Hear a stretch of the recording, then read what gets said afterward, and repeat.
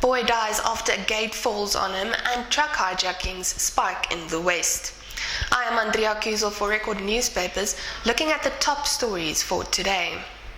A tragedy hits a family in Erasmia after a gate fell on two children on Wednesday afternoon. A 4-year-old boy lost his life while another 3-year-old toddler is lying critical in hospital.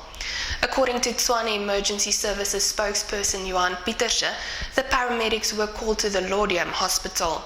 When paramedics arrived at the hospital, the child had already died.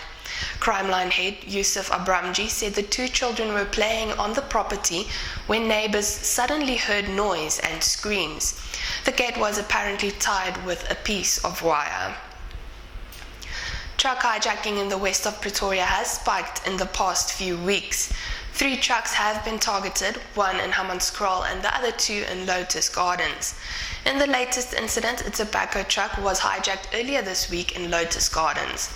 2 suspects were arrested, but investigations are still ongoing.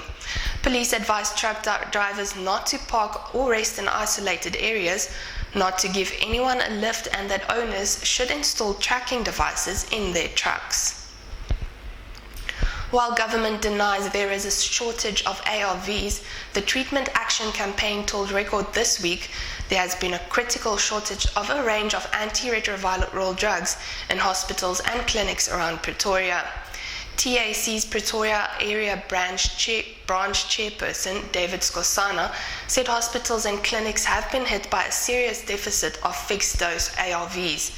Doctors Without Borders recently released a report saying that a lot of people were being turned away from clinics because of the widespread shortage of drugs, especially in Gauteng. Patients can report shortages of medicine through SMS on 084 855 7867. That brings us to the end of today's top stories. For more information, visit Rekord online. We'll bring you more capital city news tomorrow. Be informed. Read Rekord.